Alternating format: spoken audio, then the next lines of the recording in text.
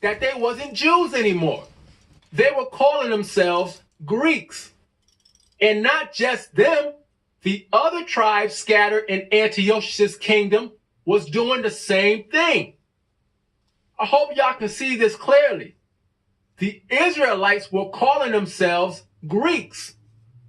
Now, there were some Israelites who didn't agree with the Greek policy, but let's see what happened to them.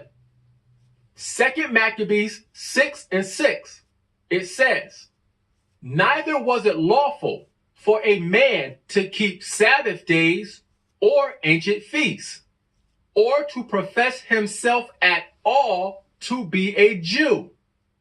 So this part right here is funny, because even now, to this day, 2018, law-abiding citizens of the nation of Israel, who we identify as covenant keepers, having a hard time. Those that are becoming awakened, those Negroes, Native Americans of Negroid descent, Hispanics of Negroid descent,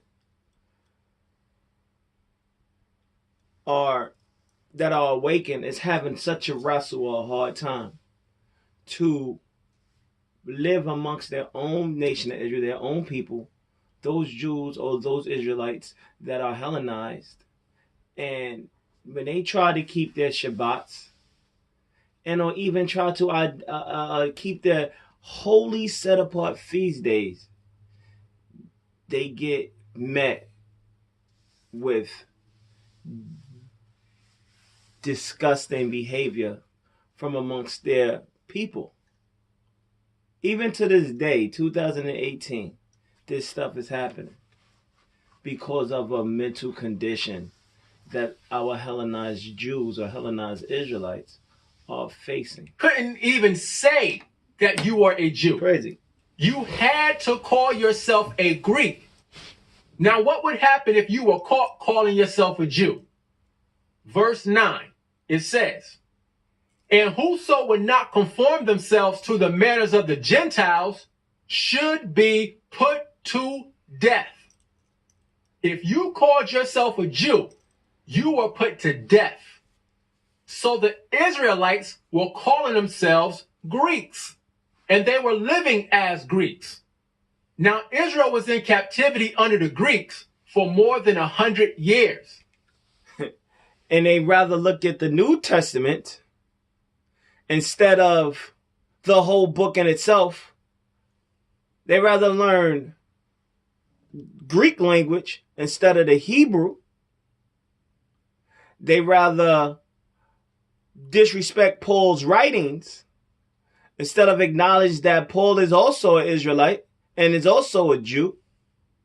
See, the Hellenized, that condition of slavery, that condition of mentally enslaving yourself and thinking that you're right, is a very powerful and dangerous mechanism and dangerous weapon. Because even now we would look at and we just want to deal with the New Testament. We don't want to deal with the Old Testament. We don't want to deal with the laws. We don't want to identify that the laws have come up through all this oppression and challenging and woes, and we still have to abide by it. But our condition will not change if we don't get back, because we are Hellenized. Not all of us, but a good majority of us are.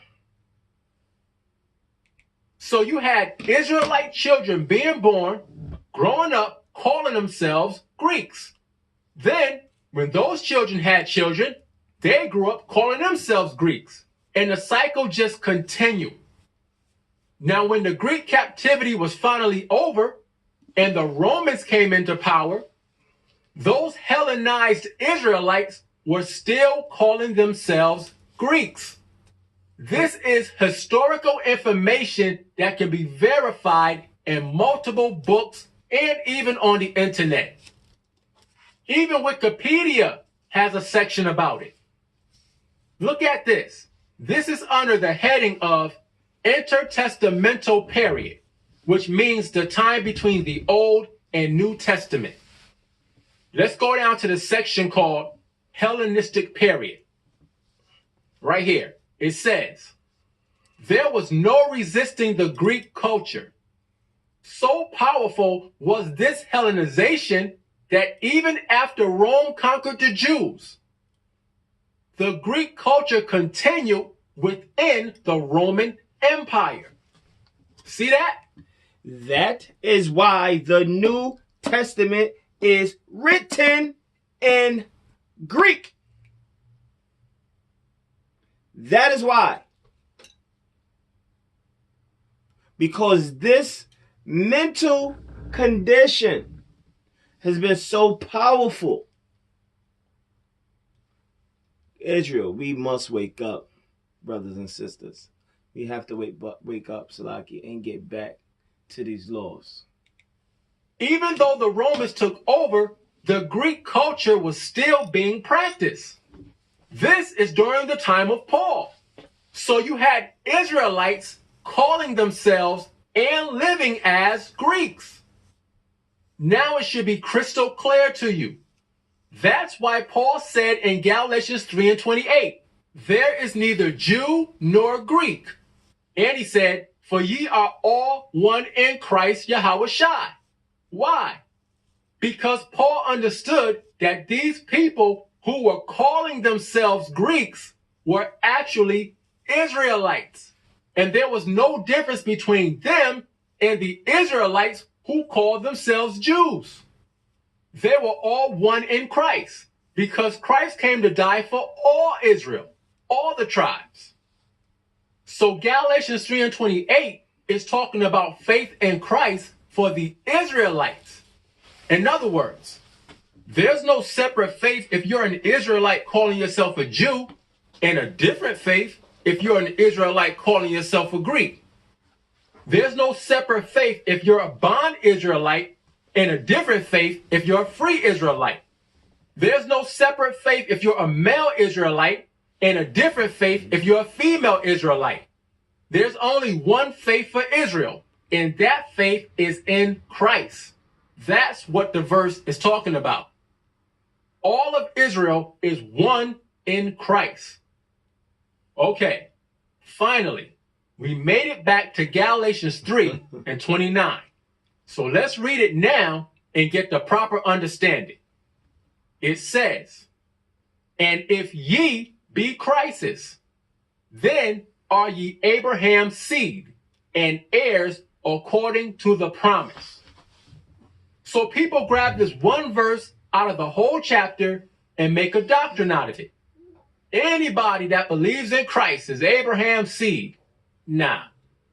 The first thing to point out is this. Before we got to this verse, we went verse by verse, showing that Paul was talking to Israel the whole time. He kept saying our, us, and we, all referring to Israel. So when you get to verse 29, and Paul says, and if ye, who is the ye? It's Israel, the same people he was talking to the whole time. So what is Paul saying? It says,